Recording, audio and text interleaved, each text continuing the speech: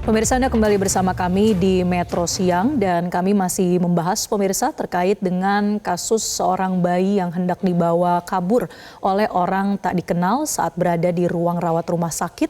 Dan kali ini kami akan mewawancarai pihak ibu korban beserta dengan pengacaranya, yaitu Bu Nina Saleha dan Mira Widiawati selaku kuasa hukum. Selamat siang Bu Nina dan Bu Mira.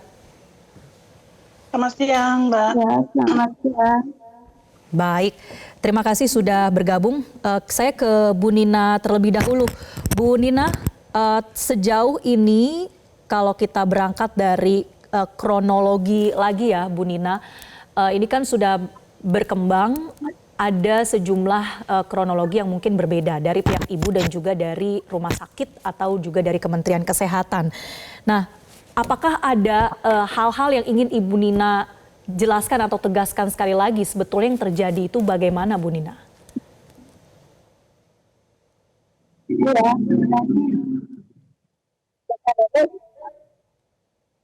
sebenarnya yang terjadi itu pada hari Rabu kan saya dipanggil untuk hari kepulangan anak saya. Namun di hari itu saya kan dipanggil untuk ganti baju, mandiin anak, lalu saya tunggu kenapa lama, katanya tunggu dulu suster gitu ya. Suster sama dokternya belum datang katanya. Nanti kalau udah datang saya panggil lagi ya Bu, tunggu di ruangan. Oke, kata saya teh. Kenapa belum dipanggil-panggil juga gitu. Lalu dari situ datanglah seorang ibu dan beberapa lama datang juga suster sama dokter. Lalu kata saya teh, kenapa masih lama belum dipanggil gitu ya, padahal anak saya sudah ready gitu ya. Lalu tidak berapa lama dipanggillah si ibu yang datang terakhir itu gitu. Nah setelah datang dipanggil terus di ruangan konsultasi keluarlah gitu. Nah udah keluar cuman bilang kenapa teh kata saya tuh sedih gitu ya, murung. Lalu dia jawab cuma nggak tahu bisa pulang atau tidak gitu. Cuman dia bilang anak saya ada gangguan gitu di parunya karena bocor, bilangnya gitu. Terus kata saya, oh iya mohon maaf tapi saya mudah-mudahan cepat sembuh ya. Tidak berapa lama, kenapa saya belum dipanggil-panggil juga gitu. Padahal itu udah 7:30 lah. Nah dari situ kata saya datanglah ada anak gawat darurat gitu ya. Dokter sama suster semuanya pada sibuk ngurusin anak yang itu. Nah lalu kata saya, pasti lama ini, lebih baik kita tunggu ke bawah dulu lah, lebih baik kita makan dulu, pasti ini lama gitu. Nah setelah kemudian saya ke atas lagi, pas lihat anak saya udah digendongan orang, itu di ruangan itu cuman beda lorong gitu. Kenapa ada di luar anak saya? Terus udah digendong, malah si ibunya mau pergi kata saya. Nah si suster juga masih ada di dalam rawat anak gitu di ruangan itu. Nah saya lihat ke ruangan inkubator, ternyata anak saya sudah tidak ada dan emang betul itu anak saya ternyata yang dibawa sama si ibu itu. Terus gelang anak pun sudah dipotong. Gitu. Malahan surat keluar pun belum saya tanda tangan. Nah di situ kata saya teh, kenapa ya itu Bu selimut baju sama topinya kok mirip anak saya, coba saya lihat kata saya. Nah ternyata pas dilihat mukanya ini benar anak saya kata saya teh. Masa Bu? Kok masa Bu kata saya teh, iya ini anak saya nih fotonya, malahan ya sama saya difoto kata saya teh. Baik. Masa Bu? Iya ini anak saya gitu. Baik Bu Nina, lalu saya bertanya artinya gitu. Ya, artinya dari keterangan yang pertama kali Anda beberkan pada publik sampai sekarang memang tidak ada yang ingin Anda ubah begitu ya Bu Nina, memang seperti itulah terjadinya yang Anda saksikan ya Bu Nina. Baik, saya ke Bu Mira. Bu Mira, sejauh ini pihak rumah sakit kan sudah memberikan klarifikasi, permintaan maaf dan juga sudah bertemu dengan keluarga dari klien Anda, dari Bu Nina. Lantas apa yang meyakinkan pihak Anda untuk bisa membawa kasus ini ke jalur hukum? Apa yang memang menjadi bukti kuat dari sini, Bu Mira? Oke, pertama dari pihak kuasa hukum dan keluarga Ibu Nina Saleha ini mengucapkan terima kasih atas respon dari rumah sakit, permintaan maaf, kemudian datang, kemudian menyadari bahwa ada tim medisnya yang melakukan kelalaian. Namun kemarin kami tim kuasa hukum beserta Pak Krisnamurti sudah menerima kuasa dari pihak Ibu Nina Soleha karena merasa keluarganya dan Ibu Nina itu masih ada kejanggalan, Mbak. Masih ada sesuatu yang mengganjal terkait peristiwa tersebut.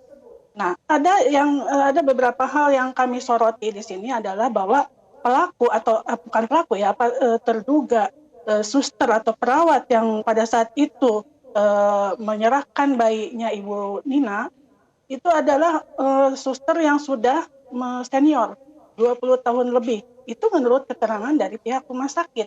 Artinya apa? Tentunya kalau sudah senior dia tidak akan sembarangan menjalankan tugasnya. Tentu SOP di rumah sakit tentu dia jalankan dengan benar karena sudah 20 tahun, dia sudah bukan yang 1-2 tahun. Kemudian yang kedua, ada perkataan dari suster itu kepada klien kami bahwa ibu dari tadi dipanggil-panggil nggak datang-datang. Ya udah saya kasihkan saja bayi ini ke orang lain. Loh kan itu aneh gitu. Itu hal yang tidak boleh dilakukan oleh tim medis menurut pandangan kami. Kemudian yang ketiga, ada satpam pada saat kejadian itu malah mendekati, malah dia ambil handphone klien saya dan dia ambil untuk mereview Rumah Sakit Hasan Sadikin dengan tangan dia dan mengklik bintang 5, terus submit. Artinya apa? Apakah itu unsur yang SOP yang harus dijalankan begitu? Setelah melihat peristiwa itu, apakah tugas seorang satpam seperti itu? Kemudian maksudnya mungkin kalau menurut dugaan klien kami, Bu Nina, bahwa mungkin Bu katanya saya tidak boleh merekam kejadian saat itu, gitu. Nah, bisa dibayangkan bahwa kondisi klien kami adalah baru saja mengalami operasi sesar.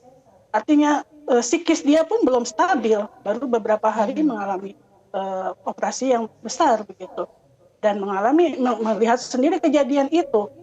Kalau kami tim pengacaranya ya kuasa hukum Ibu Nina mendalami kasus ini, ada dugaan kalau dari pihak rumah sakit kan menduga ada kelalaian gitu.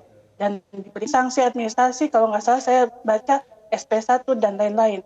Nah, sedangkan di dalam Undang-Undang Kesehatan nomor 17 2023 juga KUHP yang baru dan KUH Perdata ada akibat kelalaian dan berakibat ini klien kami tidak mengakibatkan kematian atau luka ya atau fisik, tapi psikis. Kemarin dia berobat ke dokter, dinyatakan sakit GERD. Dia setelah pulang dari rumah sakit, Mbak, dia sulit tidur. Keluarga, suami dan saudara sudah bercerita kemarin, saya setengah hari di sana, bahwa dia mengalami hal-hal yang bolak-balik bangun. Benar nggak nih anak saya? Nggak menyangka. Loh, anak saya sudah di rumah ya, begitu. Jadi kayak halusinasi, gitu. Baik. Dan secara psikis kami lihat, dia juga labil. Nah, untuk kelalaian ini kan ada sanksinya 3 macam, Mbak, administrasi, pidana, dan perdata. Nah, kami menilai bahwa ini adalah ada pasal percobaan penculikan atau pogging, gitu. Nah, di sini kalau unsur-unsur percobaan penculikan adanya niat yang nyata, kemudian pelaksanaannya tidak selesai atau tidak mencapai hasil atau bukan karena kehendak sendiri, hasil yang bukan kehendak sendiri, dan berpotensi menimbulkan tindak pidana yang dituju, begitu. Kemudian juga pasal percobaan penculikan ini akan gagal bila pelaku sadar. Nah, jika pelaku sadar dan membatalkan niatnya, ini tidak bisa dipidana. Tetapi jika pelaku ketahuan dengan karena hal lain, misalnya oleh yang bersangkutan, maka pelaku dapat dipidana. Kemudian percobaan ini juga mengandung unsur yaitu pemindahan lokasi, membawa korban ke tempat asalnya ke lokasi lain dan berada di bawah kendalinya. Nah, korban ini bayi, anaknya Ibu Nina, ya kan, dipindahkan ke tempat lain. Nah, itu adalah unsur-unsur yang yang terdapat di dalam pasal percobaan penculikan, begitu. Kalau kita melihatnya ke situ. Namun demikian, pihak kuasa hukum Ibu Nina masih akan berkomunikasi dengan pihak rumah sakit, Dinkes dan Kemenkes. Insya Allah mulai besok kita bergerak ada apa di dalam kejadian ini, gitu. Artinya apa, Mbak? Bahwa kejadian klien kami kemarin sebetulnya merupakan celah atau pintu gerbang masuknya. Sebetulnya selama ini di rumah sakit ini ada apa gitu. Karena saya tahu tadi penjelasan dari pihak rumah sakit sebelum saya masuk ke studio ini untuk wawancara, saya mendengar bahwa ini ruangan NICU. Ruangan NICU nggak sembarangan, Mas. Betul, ruangan NICU itu di mana tempat bayi Ibu Nina dirawat, itu betul-betul di mana-mana rumah sakit adalah ketat ketimbang mungkin ya lebih ketat daripada yang bayi-bayi yang ditempatkan di satu ruangan yang bayi baru lahir. Tetapi kenapa bisa gitu loh? Perawat tersebut begitu gitu. SOP-nya kan harusnya jelas. Kemudian ada kepala suster di situ, atau mungkin yang bersangkutan adalah kepala suster karena sudah senior gitu. Jadi di sini kita melihat masih ada kejanggalan yang harus kita ungkap gitu, yang harus kita sampaikan ke pihak rumah sakit, kemudian Dinkes Provinsi Jawa Barat, juga Kemenkes. Jadi kami merasa kemarin statement di medsos dan di pemberitaan itu hanya sepihak dari pihak mereka gitu. Kami kuasa hukum hanya membela hak-hak dari Ibu Nina. Dia berhak untuk mengetahui ada apa dan kenapa, dan dia berhak untuk menerima keadilan karena sampai hari ini dia masih drop, masih shock gitu. Baik. Makanya kami melangkah untuk melanjutkan untuk upaya hukum selanjutnya begitu, Mbak. Terima kasih. Baik, sedikit mengonfirmasi Bu Mira, untuk pelaporan ini apakah sudah dilayangkan kepada pihak polisi atau kalau belum, kapan ini akan dilaporkan Bu Mira? Rencana saya dan tim, Pak Krisnamurti dan tim besok akan mendatangi Rumah Sakit Hasan Sadikin, kemudian kami akan melihat setelah dari situ kami melihat bagaimana respon dari rumah sakit, juga kami akan ke Dinkes Provinsi, kemudian ke Kemenkes untuk audiensi. Nah, setelah itu kami akan menelaah kembali apakah kita akan lanjut membuat laporan ke Barreskrim atau bagaimana. Gitu. Baik, terakhir ke Bu Nina, singkat saja Bu Nina, seberapa optimis dan kesiapan Anda untuk bisa menghadapi adanya upaya baik itu kembali melakukan audiensi atau bahkan jalur hukum, seberapa Anda sudah menyiapkan diri Bu Nina? Saya sudah siap-siap ikhlaskan, Bu. Baik, baik. Kita akan terus nantikan bagaimana perkembangan dari kasus ini. Terima kasih Bu Nina Saleha, semoga Ibu sehat selalu bersama dengan sang putra, dan juga Bu Mira Widiawati, pengacara Ibu Nina. Terima kasih. Jelajahi cara baru mendapatkan informasi. Download Metro TV Extend sekarang.